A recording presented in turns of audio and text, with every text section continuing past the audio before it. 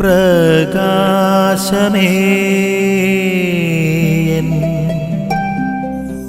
മിഴി തുറക്കുക വേഗം. ഈശോ മിശിഹായ്ക്ക് സ്തുതിയായിരിക്കട്ടെ. സ്നേഹമുള്ളവരെ, വചനദീപ്തി എന്ന വചന വിചിത്രത്തിലേക്ക് സ്വാഗതം. ഏതാനും രോഗികളുടെ മേൽ കൈകൾ വിളിച്ച് സുഖപ്പെടുത്താനല്ലാതെ മറ്റ് അത്ഭുതമൊന്നും അവിടെ ചെയ്യാൻ അവന് സാധിച്ചില്ല.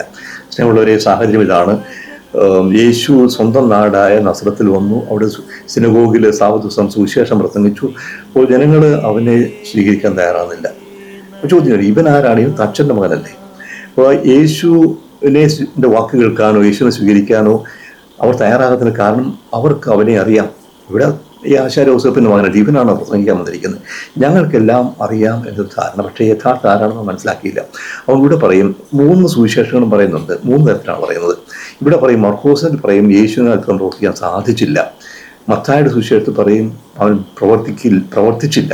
ലൂക്കായുടെ സുവിശേഷത്തിൽ അവൻ പ്രവർത്തിക്കാൻ മനസ്സാവുന്നില്ല.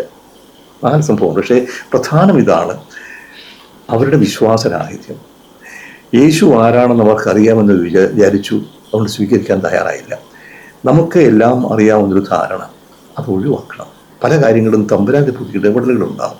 വ്യക്തികളിലാണെങ്കിലും സംഭവങ്ങളിലാണെങ്കിലും സാഹചര്യങ്ങളാണെങ്കിലും ഞാൻ പ്രതീക്ഷിക്കാത്ത രീതിയിൽ ദൈവം ഇടപെട്ടു വരും വ്യക്തിയിലൂടെ. അപ്പം എനിക്ക് അവനെ അറിയാം. അവനെന്താ ചെയ്യാൻ പോകുന്നത്?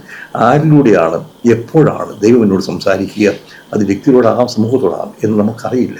അതുകൊണ്ട് പറയുന്ന ആളാരാണെന്ന് നോക്കാതെ എന്താണ് പറയുന്നത് നോക്കുക. ഇവിടെ യേശുവിനെ സ്വീകരിക്കാതിരിക്കാൻ കാരണം അവൻ തച്ചൻ്റെ മകനാണെന്ന് വിചാരിച്ചു. ഈ തച്ചൻ്റെ മകൻ ദൈവത്തിൻ്റെ പുത്രനാണെന്ന് മനസ്സിലാക്കിയില്ല. ഇന്നും ഇങ്ങനെ സംഭവിക്കാം. ആരിലൂടെയും ദൈവം എൻ്റെ അടുക്കിലേക്ക് വരാം. അപ്പോൾ ആളിൻ്റെ നോക്കാതെ എന്താണ് പറയുന്നത്, എന്താണ് ദൈവം എന്നോട് ആവശ്യപ്പെടുന്നത്, അത് ദൈവം എന്നോട് സംസാരിക്കുന്നു മനസ്സിലാക്കി സ്വീകരിക്കുക. വചനം കേൾക്കാനും ഹൃദയത്തെ സ്വീകരിക്കാനും അനുസരിക്കാനുള്ള കൃപ നമ്മൾ നമുക്ക് പ്രദാനം ചെയ്യട്ടെ. നസ്രത്തുകാർക്ക് സംഭവിച്ചത് നമുക്ക് സംഭവിക്കാതിരിക്കട്ടെ. നിൻ വഴിയേ നടക്ക